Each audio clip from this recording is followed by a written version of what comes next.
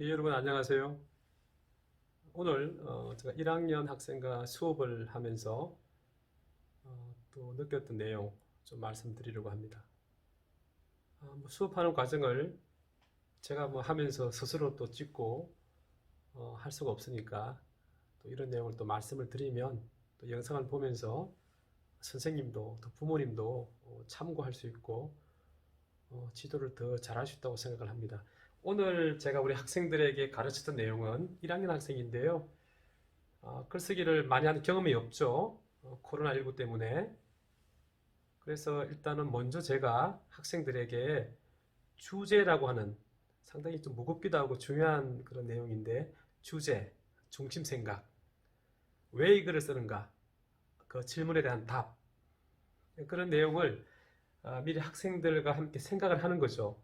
그래서 저는 제가 여러 번 말씀드렸지만 학생들이 이제 글을 쓰기 전에 쓸 내용을 생각하는 활동이 중요하다. 그런 말씀 드렸잖아요. 쓰기 전 활동.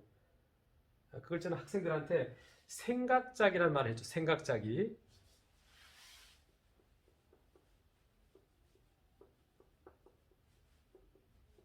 그러니까 오늘 저는 우리 학생들과 함께 생각작이를 한 거예요. 생각작이를. 그러니까 생각작이를 제가 하는 것을 보여주고 학생들이 그 생각작이를 하는 거죠. 덧붙인 종이 하는 겁니다. 나중에 우리 학생들이 한 어떤 생각작이는 제가 여러분에게 보여드릴 겁니다. 학생들한테 나눠준 그 생각작이 어떤 그 종이를 보면, 덧붙인 종이를 보면, 그냥 네모 모양의 종이죠. 거기다가 이렇게 표시를 하도록 했습니다. 그리고는 여기다가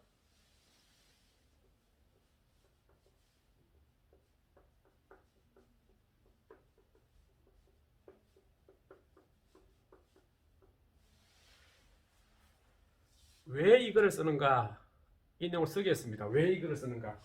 학생이 처음에 따라 쓰는 거죠. 왜 이거를 쓰는가. 그 다음에 둘째는 이제 글을 쓰는 초기 단계니까 우리가 함께 비슷한 글감, 주제라고 할 수도 있습니다.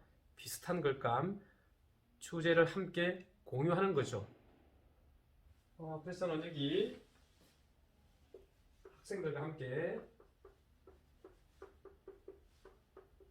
학생들과 함께 가족이 소중해요라는 글감, 주제죠. 주제를 제시를 했습니다. 그러니까 여기 처음에 쓴 내용대로 내가 왜 이 글을 쓰는가라는 질문을 했을 때 나는 이 글을 가족이 소중하다는 그 나의 생각을 글을 읽을 사람에게 말하기 위해서 표현하는 거죠. 이게 주제가 되는 거죠. 처음에는 이렇게 주제를 함께 공유하도록 했습니다. 그런 다음에 이제 밑에 우리가 자주 쓰는 말이니까 밑에는 주제란 말과 동일하게 제가 많이 쓰는 말이 중심생각이란 말인데요. 밑에다가는 중심생각 주제라고 표시를 했습니다. 이 내용은 특별한 의미가 있는 것은 아닌데 우리 학생들에게 중심생각 주제가 다른 말이 아니다. 이것을 또 이해할 수 있도록 했습니다. 그러니까 학생들은 제가 칠판에 이 내용을 쓰면 따라 쓰는 거죠. 물론 이제 먼저 이렇게 써놓고 따라 쓰게 합니다. 이런 다음에 이제 제가 이야기를 좀 해야 되는 거죠. 왜냐하면 주제가 무엇인지. 그런데 이제 우리가 거꾸로 수업을 하면서 대부분 집에서 생각작이라든지 제가 또 보고 오라고 하는 그런 영상들을 보기 때문에 전반적으로 내용을 이해를 잘하고 있습니다. 매우 중요한 거죠. 그러니까 실제로 교실에서 다시 영상을 보여주고 제가 이야기를 들려주고 읽어주고 이런 게 주제예요. 그런 시간이 좀 줄어드는 거죠. 그러니까 실질적으로 글에 대해서 또는 글쓰기에 대해서 우리가 생각을 나누고 서로 의사소통할 수 있는 시간이 많아지는 거죠. 학생들한테 물어봅니다. 어제 여러분들이 읽었던 글, 봤던 그 글의 주제가 뭔가요? 선생님은 그 글의 주제를 표현하기 위해서 어떻게 생각작기를 했나요? 제가 물어본 내용이 뭐였냐면 고양이를 제가 보고 생각작기를 하고 글을 쓴 내용이 있어요. 제가 그 글을 읽은 학생한테 물어봤더니 학생들이 정말 대단하죠? 예, 선생님께서 쓰신 그 글은 사실은 제가 어린애처럼 말하면서 글을 썼는데 어린애 형태라고 하면서 선생님께서 쓰신 그 글의 주제는 공부 시간에 그 배운 내용을 생활 속에 적용할 수 있다. 그걸 이야기를 하는 거죠. 참 신기하죠. 1학년 학생이 그런 말을 그대로 기억해서 말하는 게 쉽지 않잖아요. 그러니까 그 글의 주제는, 그 글을 쓴 이유는 선생님께서 고양이 안에 삼각형이 있다, 수학이 있다, 아마 제목이 고양이 안에 수학이 있다라고 했을 텐데요. 고양이 안에 삼각형이 있다, 세모가 있다, 수학이 있다, 이런 제목을 통해서 선생님이 하려고 했던 말은 그래요. 학교에서 배운 이 내용을 내가 생활 속에서 적용할 수 있다. 이 말을 하시려고 이걸 썼군요. 그게 선생님이 이걸 쓴 주제입니다. 이런 말을 하는 거죠. 그러니까 그런 말을 하는 학생들은 훨씬 이 내용을 잘 이해를 합니다. 그러니까 이제 우리는 오늘 최소한 우리가 써야 될 글, 지금은 글을 본격적으로 쓰는 게 아니죠. 지금은 글을 쓰기 전에 쓸 내용을 미리 조직하는 거잖아요. 생각 짝이죠.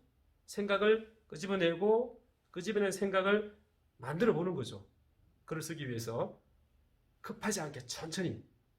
자, 그런 다음에 이제는 가족이 소중해요라는 주제로 글을 써야 되니까 제가 이제 학생들한테는 지렁이처럼 생긴 줄을 선생님이 긋습니다라고 말을 합니다. 제가 하나, 둘, 셋, 넷, 다섯, 이렇게 보통 6개, 7개 이렇게 줄을 했는데 1학년이니까 아무래도 이 공간에 대한 충분한 인지 능력이 조금 약할 수 있죠. 그러니까 어떤 학생들은 이 반달처럼 저렇게 너무 공간을 좀 많이 해서 쓸 내용이 적은 경우도 있겠죠. 그런 이야기를 서로 이제 하면서 다시 또 뭐 종이를 배부할 수도 있고. 그런데 자, 이거는 왜 했을까요? 지금 여러분 이 글은 주제 가족이 소중해요라는 중심생각 주제를 가지고 한 문단에 글을 쓰는 거죠. 여기 보니까 이거는 문장에 해당되는 내용입니다. 학생들한테 제가 세부 내용이라는 말은 하지 않았는데요. 지금 한 문단에 글을 쓰니까 문단에 대한 이야기는 지금은 하지 않습니다. 그렇죠? 그리고 문장이라는 말도 뭐 그렇게 강조해서 하진 않아요. 그럼 이게 5개를 썼다는 이야기는 이 하나의 문장에 해당되는 내용을 간단하게 적어보자는 이야기입니다. 그렇게 설명을 했어요.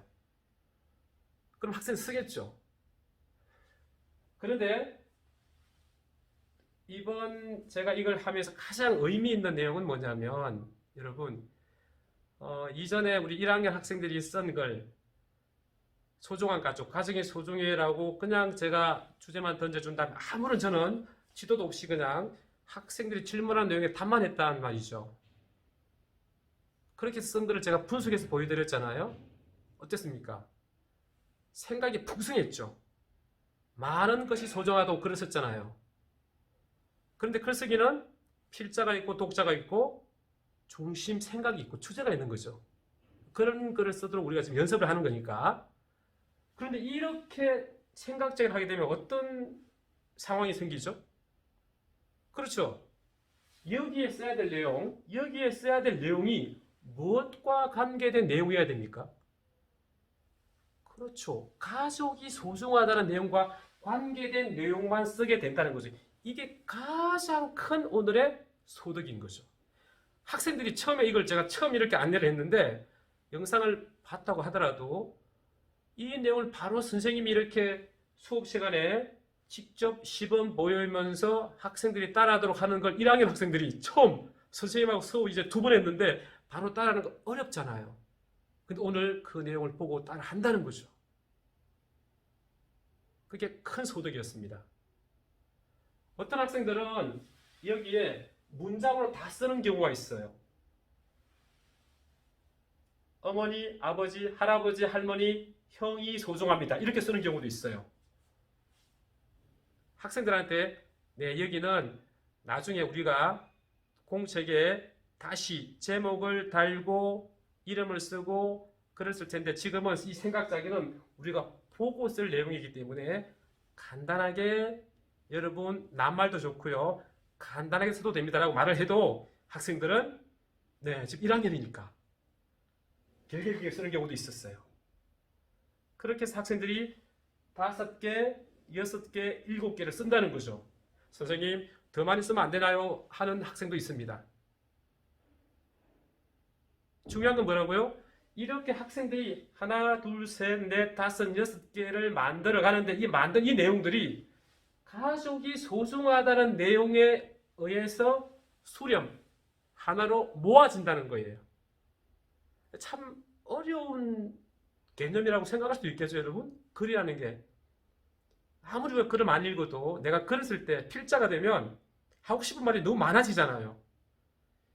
그런 부분을 우리가 지금 배우기 위해서 바로 생각짜기라고 하는 이 방법을 이용하는 거죠.